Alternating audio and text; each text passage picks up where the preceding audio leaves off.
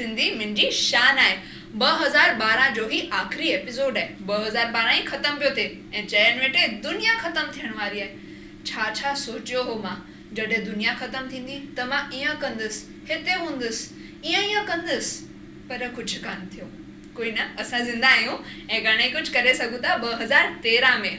पहिरीं ॾिसूं था गुज़िरियल हफ़्ते जो सवाल, सही जवाब ऐं विनर्स। गुज़िरियल हफ़्ते जो सवाल हो त मुंशी न्यूज़पेपर में पढ़ी कहिड़ी ख़बर तो ॿुधाए। सही जवाब हो ऑप्शन ए, गवर्नमेंट शादीअ तां बैन हमेशा लाइ हटाए छॾियो आहे। ऐं सही जवाब ॾियण वारनि मां विनर्स हिन रीत आहिनि।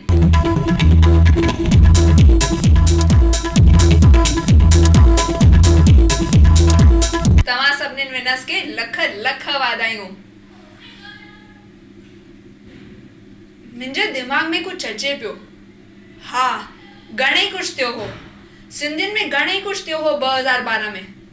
ॾिसूं था पंकज अडवाणी के मेडल्स मिलिया ओलंपिक्स में बिलियर्ड्स लाइ। हिंदुजा ग्रुप के अञा वधीक इनामनि सां पुरस्कारित कयो वियो। घणेई सिंधी पिक्चरूं रिलीज़ थियूं पर मां हिक में बि न हुअसि। ऐं घणेई सामूहिक विवाह बि थिया, यानी जोड़ा बंधिजिया शादी जे गठबंधन में। हीअ त हुई 2012 जी आखाणी। हाणे ॾिसूं था 2013 जी आकाशवाणी। सिंधी भाषा राष्ट्र छॾियो, हिकु ग्लोबल भाषा थिए ऐं सभई ॿार हिक ॿिए सां सिंधीअ में ॻाल्हाइनि। नमूनो ॾेखारियां। हे यूर व्हाट्सएप। अरे चरिया छोकिरा, तूं व्हाट्सएप छा थो करे? सिंधीअ में ॻाल्हाए, सिंधीअ में। असांजा सभई सिंधी पोशाक पाईंदा ऐं मिली करे छेज ऐं झूमर लॻाईंदा। सिंधी कच्ची वांगुरु अञा बि घणेई सिंधी चैनल जी बहार अची वेंदी। ऐं हर हिकु रेस्टोरेंट में जेसि ताईं को माण्हू पहिरीं सिंधी खाधो न घुराए, हुनखे खाधो ई कोन मिलंदो।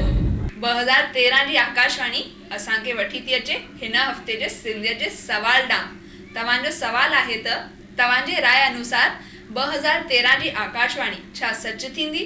तव्हांजा ऑप्शन्स आहिनि ए हा ऐं बी न। त खणो फोन, कयो SMS, फेसबुक ते लिखी ॾियो या ईमेल बि मोकिले ॾियो।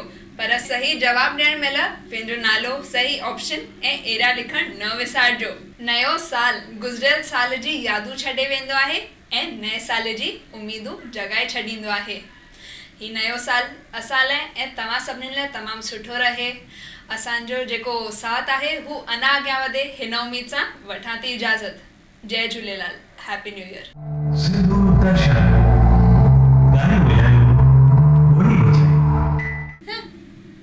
छा सोचियो मां, छा कंदुसि जॾहिं 2000 दुनिया ख़त्म थी। Sorry again. हिकु नयो साल गुज़िरियल साल जी यादूं छॾे वेंदो आहे ऐं नए साल जी उमीदूं उत्पन्न करे छॾंदो आहे। सॉरी, हिकु नयो साल गुज़िरियल साल जी यादूं छोड़ो, ये लाइन मैं बोल ही नहीं रही हूँ। कॉशियस नथी। ठीक है, रिलैक्स। हाँ, रिलैक्स, कूल, काम कर दो। बड़ा पाव खाना है, फुल पेट में। बड़ा पाव खाई बैठो बड़ा पाव। ना पेनी। साइलेंस। जिए सिंधी जिए सिंधवारा जियन मुंजे अम्मा